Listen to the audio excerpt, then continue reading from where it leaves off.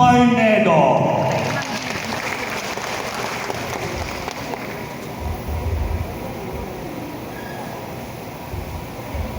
Okay, thank you, RJ. Magandang umaga po sa ating lahat. Ay, ang hina ng sahur. Good morning po. Teka.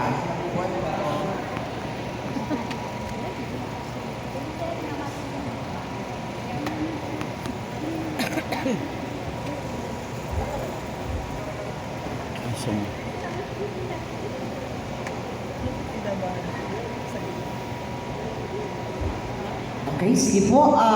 Bagaman ito ay ibinabana namin sa barangay, ngayong Women's Summit at 8-day campaign to Envow, no?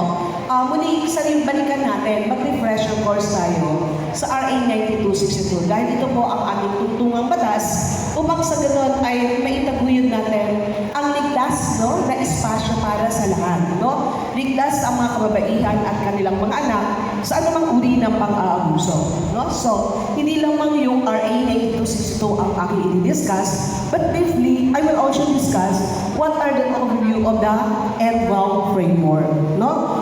Inililink po natin ito dahil, alam na natin ang batas. Ano ngayon ang gagawin natin? Interesado po bang makinig? Okay, taas nga ang kamay. Interesado makinig? Yes, no? So, para interactive tayo dahil ito ay espasyo natin ngayong araw, no? Mga kababaihan. So, sige. Courtesy po kay Attorney Grace, ang aming kasama sa tanggapan dahil sa kanya talaga itong PowerPoint na to. At i-present niya to sa nung kami iniimbita ng kooperatiba. So, ang sinasabi naman dito, hindi tayo dapat tumigil, no? Sa pagpapagiting ng kampanya para labanan ang karahasan laban sa kababaihan. Dahil sinasabi sa datos na isa sa 3 kababaihan worldwide, no, ay nakakaranas ng pang-aabuso. At tingnan natin ang edad, 15 taon pataas. No? Alarming yan, no? Lalo na kung ang mga kababaihan sa ganitong edad, 15 years old or below 20, ay nakakaranas na ng harasan. Ang hirap bumalik sa mainstream, no? Mainstream of living na kung saan ay namumuhay ka ng matiwasay, hindi lamang physical, kundi psychological. So, sa akin naman, ang sinasabi ng datos, 80% of every married woman aged 15 to 49 have experienced physical, sexual, or emotional violence from a partner. No? So, 4.8 million, malaki yun. No? Sabi nga, hanggat may nakikita tayong datos, no, na may aabuso pa rin, hindi tayo dapat tumigil. At hindi namang ang mga nasa pamalaan ang dapat na maging aktibo sa paglaban sa karahasan. Sino ang dapat kumilos? Kasama ba tayo? Yes, lahat tayo. No? Sige. So, ito yung RA 9262. Ano ang definition nito?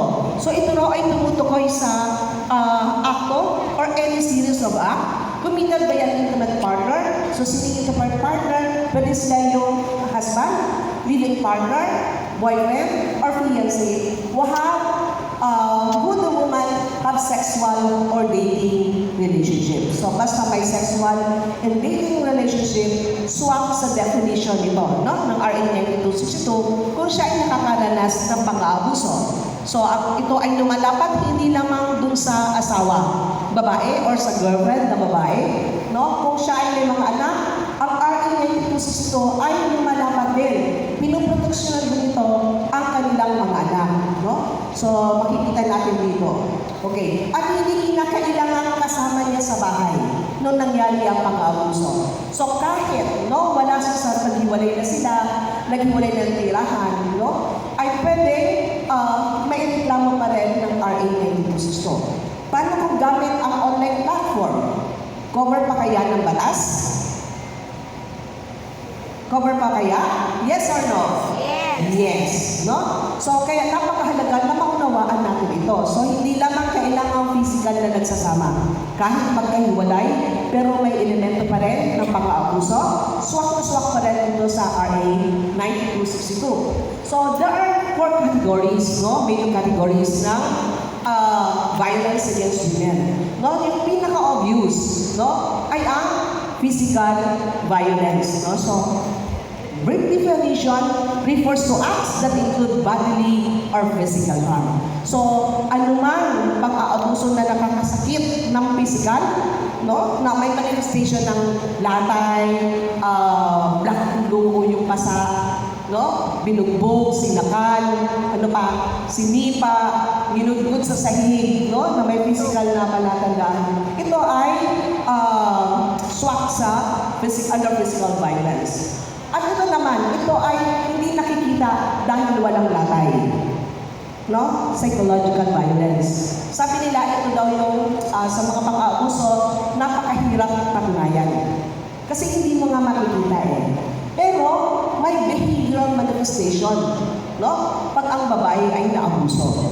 At pwede itong maglinger for so long kung hindi ito mabibigyan ng intervention. Ang tanong, alin ang mas mabigat? Physical or psychological? Ano sagot nyo? Parehas. Diba? May interconnectedness ang physical violence with psychological violence. Kaya pareho siyang mabigat. No?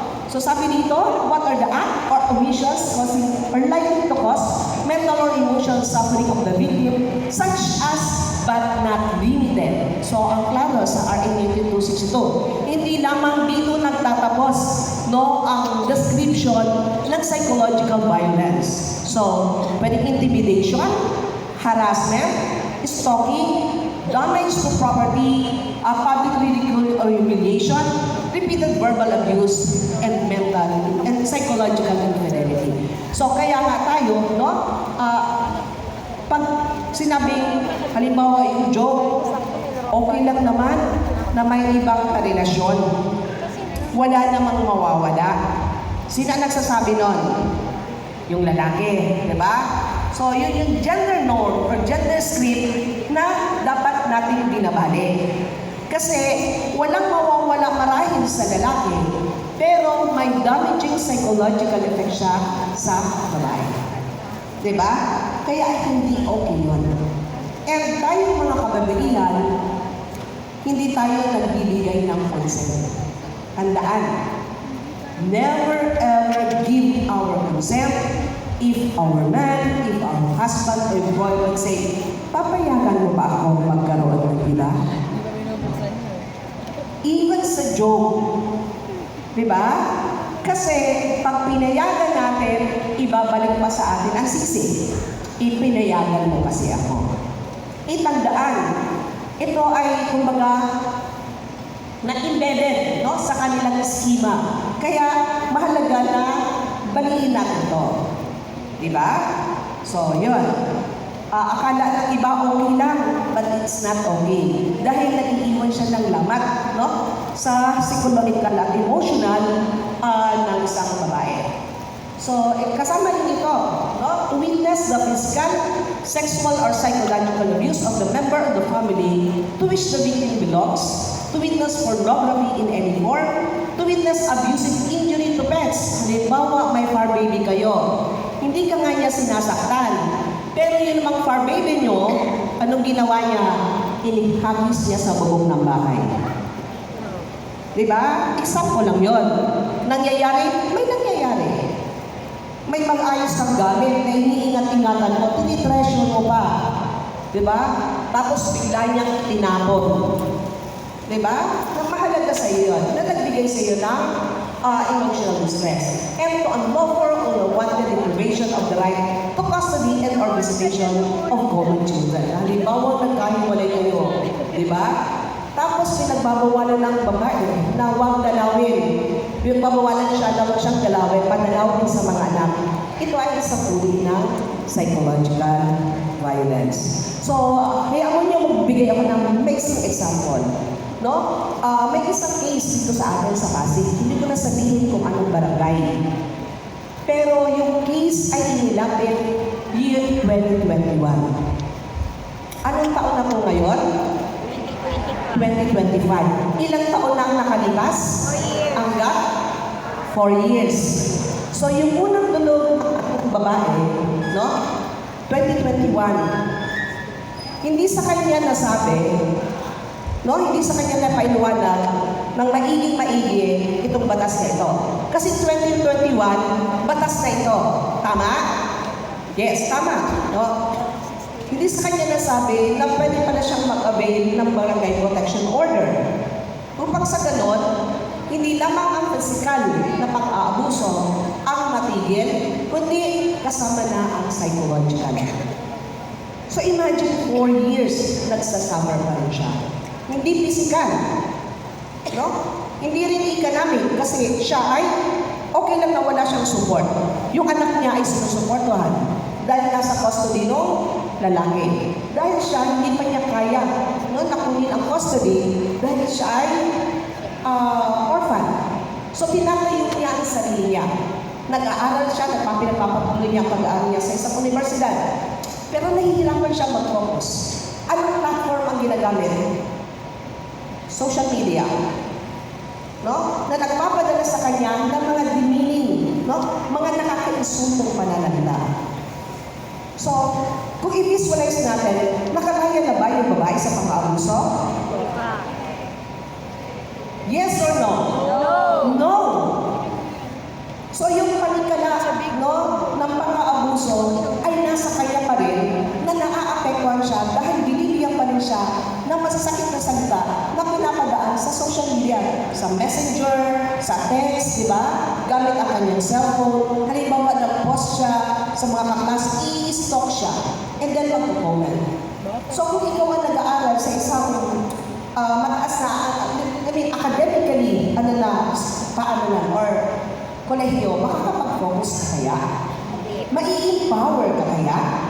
No. So, yun ang dahilan kung bakit kami ay nailing na inuulit-ulit namin na aralin namin talaga itong batas na to. Kasi maaaring physical, nakawala na siya, but psychological, naaabuso pa rin. At ito ay nakakasagaban sa kanyang paglago o pag-ulan. Okay? So, yun. At buti na lang, no? Kasi meron ding watch, kumbaga may NGO, no? Na nag-monitor sa implementation ito. Pero, yun nga, sabi nga, hindi ko kayo nirereklamo sa ngayon. Tandaan, yung mga NGOs na nag-support sa passing ng RA 9262, sila rin ang nagsisilbi na nag-monitor kung paano po ba ito i-implement.